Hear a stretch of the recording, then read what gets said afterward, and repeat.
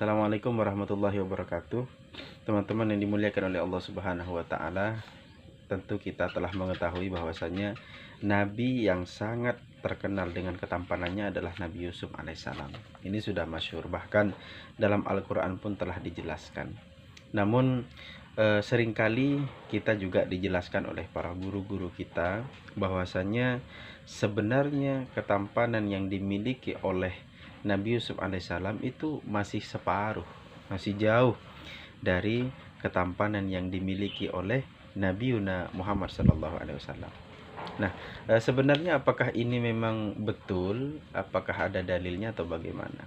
Akhirnya kemarin itu coba buka kitab Hasyiah Abil Barakat, yakni Sayyidi Ahmad Ad-Dardiri, percetakan Darul Kutub Islamiyah, pada halaman 112.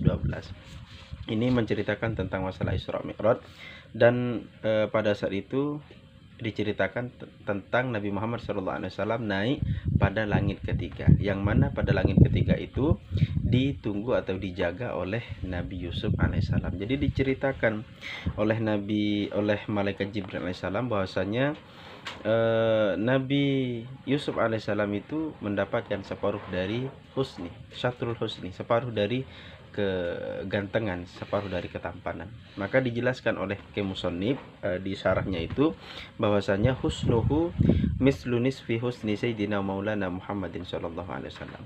Jadi ketampanan yang dimiliki oleh Nabi Yusuf alaihissalam itu seumpama dari separuh dari ketampanan yang dimiliki oleh Nabiuna wa Maulana Muhammad sallallahu alaihi wasallam.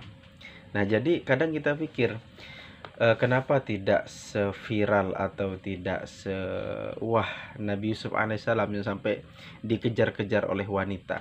Maka ternyata kita baru tahu alasannya.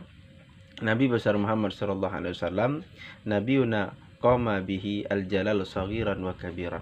Jadi Nabi besar Muhammad sallallahu alaihi wasallam dari mulai sejak kecil sampai beliau dewasa itu diselimuti dengan al-jalal.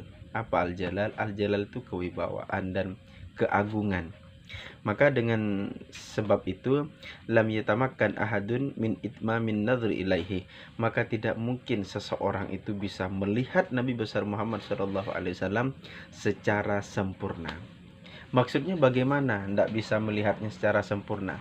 Jadi maksudnya tidak bisa segan, istilahnya itu segan untuk melihat beliau secara bertatapan. Ya, bagaimana kita seorang santri kepada guru kita, kan tidak mungkin kita itu kalau menghadap guru kita, menghadap kiai kita, ustadz kita, langsung kita lihat begitu saja wajah beliau. Tidak. Kalau kita berada di hadapan beliau, guru, kiai kita kan nunduk seperti ini. Maka begitu juga dengan Nabi besar Muhammad. Jadi tidak bisa langsung lihat seperti itu. Apa? Karena kewibawaan beliau. Lain dengan Nabi Yusuf alaihissalam. Bagaimana kalau Nabi Yusuf? Nabi Yusuf itu ketampanannya dinikmati. Ya, bisa dinikmati oleh siapa saja yang ada di dekat beliau. Bisa dilihat dan dinikmati, baik itu laki-laki maupun perempuan, anak kecil maupun dewasa, menikmati tanpa ragu terhadap ketampanan yang dimiliki oleh Nabi Yusuf alaihissalam. Sedangkan kalau Nabi Muhammad SAW, karena besarnya kewibawaan beliau, karena besarnya keagungan beliau, orang itu tidak bisa melihat beliau secara langsung natap terus selama gitu. Kewibawaan beliau, sebagaimana kita pada guru kita menunduk, paling lihat pun beberapa saat saja kemudian nunduk kembali, seperti itu. Jadi alhamdulillah dapat juga dalilnya, dari dulu diceritakan memang demikian, separuh dari ketampanan Nabi Muhammad, cuma belum ketemu dalilnya. Itu ada dalam kitab Hasyiah Abil Barakat Sayyidi Ahmad Ad-Dardiri, tapi yang percetakan Darul Kutub Islamiyah halaman 112. Yakni lebih tepatnya ketika membahas masalah naiknya Nabi Muhammad SAW pada langit ketiga. Karena di langit ketiga di sana